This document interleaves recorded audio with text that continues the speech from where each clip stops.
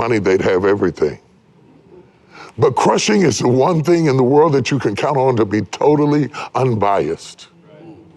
It is not one bit prejudice. If you're white, you get crushed. If you're black, you get crushed. If you're young, you get crushed. If you're old, you get crushed. If you're female, you get crushed. If you're male, you get crushed. If you make a lot of money, you get crushed. If you can't find a job, you get crushing. Is not prejudice. It comes to every person's life. We all experience seasons of death and desperation. Dreams dashed. Relationships crumble. Businesses fall. And it seems like you're going to die. Whether that business is a big corporate office, bringing in billions of dollars, reporting to its shareholders, or whether it's a mom and pop shop, a dry cleaning service, or a cupcake shop, you go through changes. It is the crushing that gives you wisdom. You cannot buy wisdom in a store. You cannot get it in a jar. It is the crushing that gives you wisdom. It is.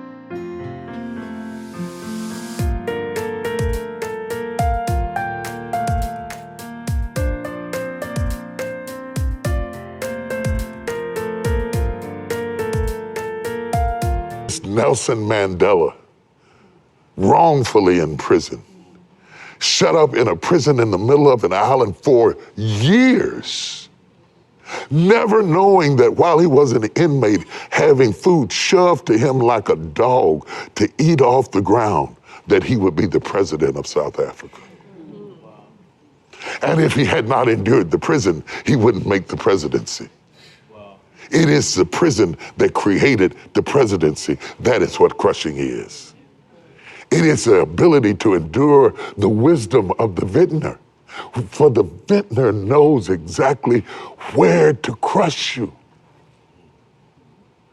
I know Nelson Mandela would not have picked such an unsavory place to be president. Most presidents don't go to jail to be president. They go to Yale to be president. But not Nelson. Nelson went to jail and he still got there. You must believe that in spite of the suffering, you will still get there. That God has a watch and it never loses time. And he knows exactly when to raise you and exactly when to bring you out. And when the stage is set and the time is right, nobody can hold you down when God gets ready to raise you up. But the problem with the seed is that it can't think. So it doesn't understand the suffering and it doesn't understand the pain and it can't hear me. And sometimes the hardest part about being a preacher is that you want so much for the people to get it. And sometimes the people who need it the most, they really don't really hear you. That you're on course when you're off course. That you're planted when you thought you were buried. That the only way up is to go down. That everything in the kingdom is backwards. That if you exalt yourself, he'll abase you. If you abase yourself, he'll exalt you. Death is necessary to create life. Jesus says, I come that you might have life, and then dies. Because the cost of life was death. Do you understand the words that are coming out of my mouth? That right now, those of you that are watching and those of you that are listening at me may be going through something that seems unbearable and painful and personal and difficult to articulate to anybody else because pain is always personal. How wrong, it's not right, It wasn't right for my daughter to be pregnant.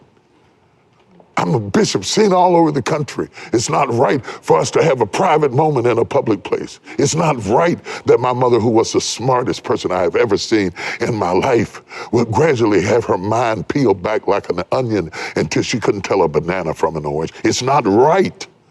Sometimes it is necessary in order to cultivate in the vineyard. You have to disrupt the soil. You have to turn it over.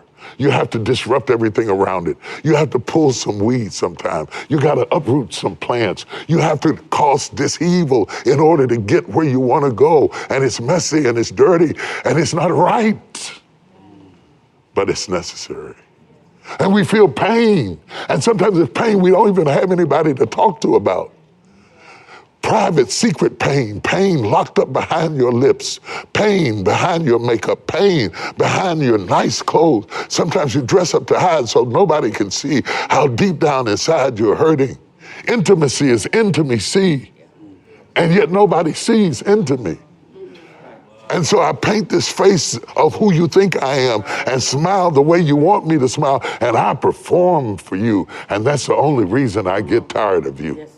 Because I yearn to take the mask off and be who I really am and say I am confused and I am hurting and I am suffering, and this crushing feels like death. The death of my ideas is the birthing place of his purpose. God works in crushing. And it pleased him to bruise him. It pleased God to bruise us, not because he is sadistic, not because we are masochistic. It pleases him to bruise us because he knows that the end result will put us in a state where we can no longer ferment, where we can handle a setback, a disappointment, where we can handle a hurt. See, wine doesn't spoil. It'll last for years and years and years in the dark, in the basement, in the cellar, because it's been through enough crushing to endure time. And you can tell when a person has been crushed because they are survivors. People who have been crushed are survivors. When my church emptied out and we were going through COVID and I had to preach in an empty building by myself, it was no problem because I started preaching in an empty building. And I don't need people in order to do what God called me to do. I don't need applause, I don't need clapping, I don't need shouting, I don't need dancing, I don't need an organ. All I need is what's in me. If God is inside of you, all crushing will do is push him out. And might I add this final remark, if Satan were smart, he would never push. Because if you never pushed me, I wouldn't secrete the glory.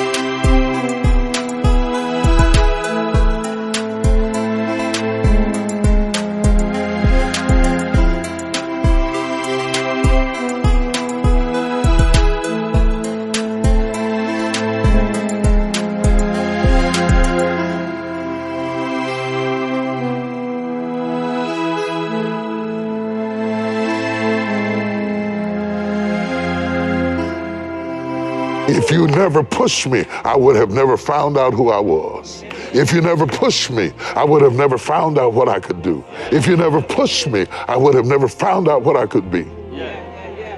But the more we are afflicted, the Bible says, the more we grow. So if you feel like you're being afflicted, and if you feel like you're dying, and if you feel like he's pushing on you, hang in there. The best